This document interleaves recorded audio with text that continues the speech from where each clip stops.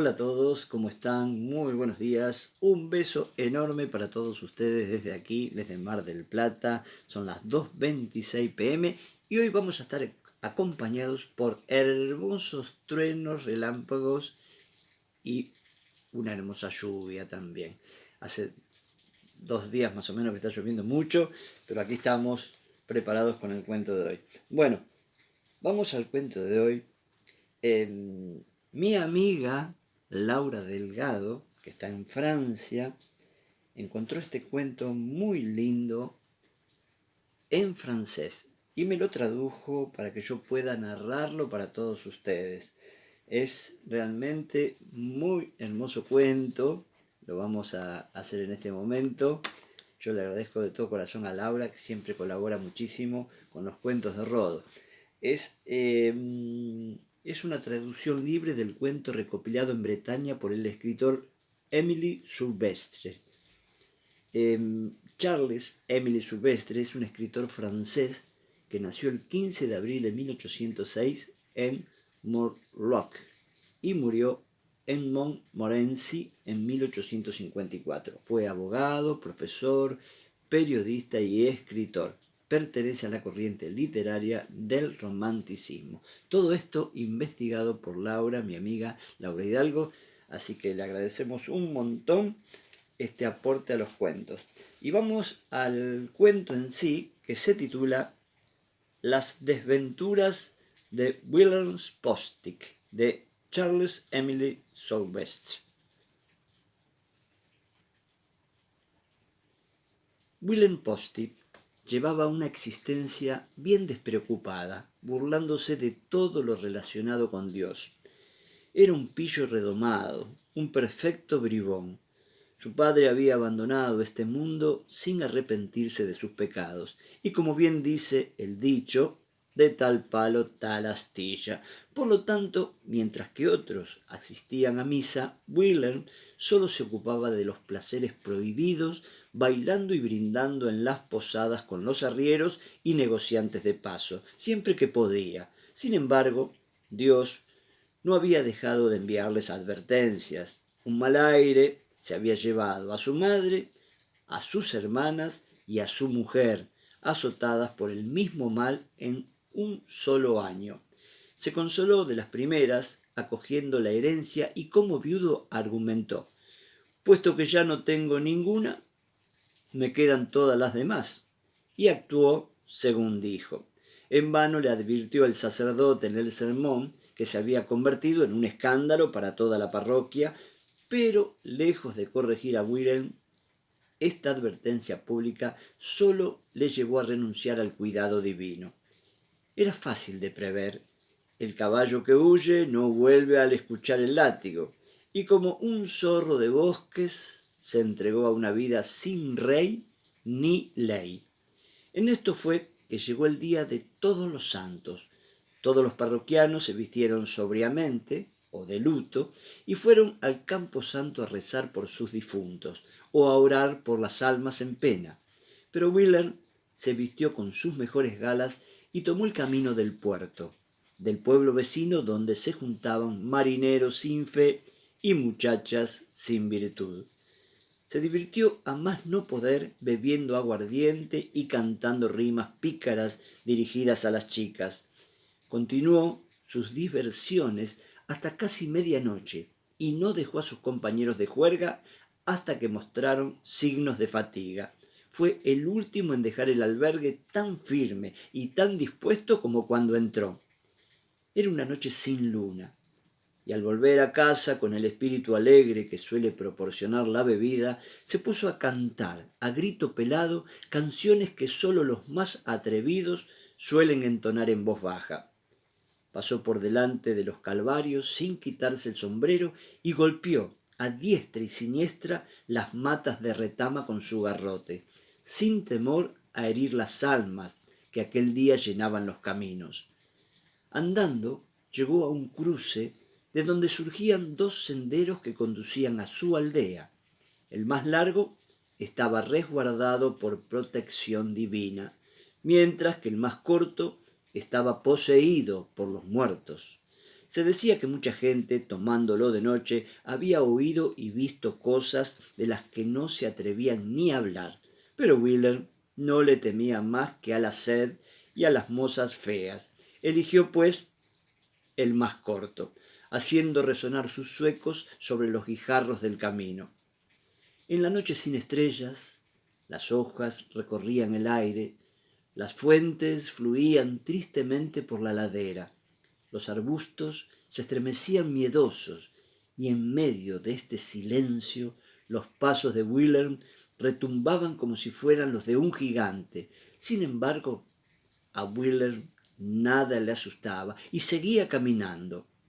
Al pasar junto a una vieja mansión en ruinas, oyó que la veleta le decía: «Regresa, regresa, regresa». Pero él siguió adelante. Ante la cascada el agua susurraba: «No pases, no pases, no pases». Wheeler puso el pie sobre los cantos rodados del río y lo cruzó, y al llegar a un roble carcomido, el viento silbando entre sus ramas repetía: «Quédate aquí, quédate aquí, quédate aquí». Pero Wheeler golpeó el árbol muerto con su garrote y aceleró el paso. Finalmente entró en el Valle Encantado. Las campanadas de medianoche sonaron en 3 parroquias. Wheeler empezó a silbar la alegre melodía de Marionique, pero justo cuando estaba silbando el 4.º verso, oyó el ruido de un carro sin ejes y lo vio venir hacia él, cubierto con un sudario. Wheeler reconoció el carro de la muerte. Era arrastrado por 6 caballos negros y conducido por el ancou, que sostenía un látigo de hierro y repetía sin cesar: «Cede o retrocede». El pícaro Wheeler se hizo a un lado sin inmutarse y entabló un diálogo con el ancou, preguntándole: «¿Qué haces aquí, señor blanquecino?» «Tiendo y sorprendo, despojo y recojo». «¿Eres un ladrón, entonces, o un traidor?» «Ataco sin mirar, ni considerar». «Qué tontería. Sin enfocarte nada conseguirás. ¿Dónde vas hoy con tanta prisa?» «Voy a buscar a Wheeler's Posty», respondió el fantasma al pasar. Ignorando esta advertencia, Wheeler se rió para sus adentros, siguió su camino y llegó frente al pequeño seto de endrinos que conducía al lavadero, donde vislumbró a lo lejos a 2 mujeres blancas tendiendo ropa en los arbustos. Queriendo lucirse frente a las jóvenes, Wheeler entabló una conversación mientras llegaba. «En mi vida vi unas mozas sin temor al relente», dijo. «¿Qué están haciendo tan tarde en el prado, tortolitas?» «Lavamos, secamos, cosemos», respondieron las 2 mujeres al mismo tiempo. «¿Qué, pues?», preguntó el joven. «La mortaja del muerto que aún camina y habla». «¿Un muerto? Sensacional. Ya me dirán su nombre». «Wilhelm Postic». Al escuchar su nombre, Wheeler se echó a reír a carcajadas, pero a medida que avanzaba oyó cada vez más claramente los golpes de los batidores de las lavanderas nocturnas sobre las piedras del lavadero, y seguidamente empezó a divisarlas a ellas mismas golpeando sus sábanas mortuorias mientras cantaban este triste estribillo: «A la luz de la luna, bajo el viento, bajo la lluvia, bajo la nieve, lavaremos, si nadie nos salva, la mortaja blanca hasta el juicio final». En cuanto que vieron al pícaro Wheeler, todas corrieron hacia él con grandes gritos, ofreciéndole sus sudarios y gritándole que los retorciera para hacer salir el agua. «Un pequeño servicio no se niega entre amigos», respondió Wheeler alegremente. «Pero cada cual a su turno, hermosas lavanderas. Un hombre solo tiene 2 manos, tanto para escurrir como para abrazar». Entonces dejó su garrote a un lado y tomó el extremo del paño mortuorio que le ofreció una de las difuntas. teniendo cuidado de torcerlo del mismo lado que lo retorcía ella, porque había aprendido de sus mayores que era la única manera de que no se estropeara la ropa. También sabía que la única forma de evitar la trampa era girar la ropa en la misma dirección que ellas, para que acabasen cansándose y abandonasen el trabajo. Pero, mientras el sudario giraba así, otras lavanderas fueron rodeando a Wilhelm, que reconoció entre ellas a su tía, a su esposa, a su madre y a sus hermanas. Todas le gritaban: «Mil desgracias al que deje que los suyos ardan en el infierno. ¡Mil desgracias!». Y sacudían sus cabellos desgreñados al viento, enarbolando sus blancos batidores, y por todo el extremo del valle, a lo largo de todos los setos, en lo alto de todos los páramos, voces en eco repetían: «Mil desgracias, mil desgracias, mil desgracias». Wheeler, al fin, espantado, sintió que se le erizaban todos los cabellos. En su confusión, olvidó la precaución tomada hasta entonces y comenzó a torcer el paño en dirección contraria. Instantáneamente, la mortaja le agarró las manos como un torno y cayó estrujado por los brazos de hierro de la lavandera.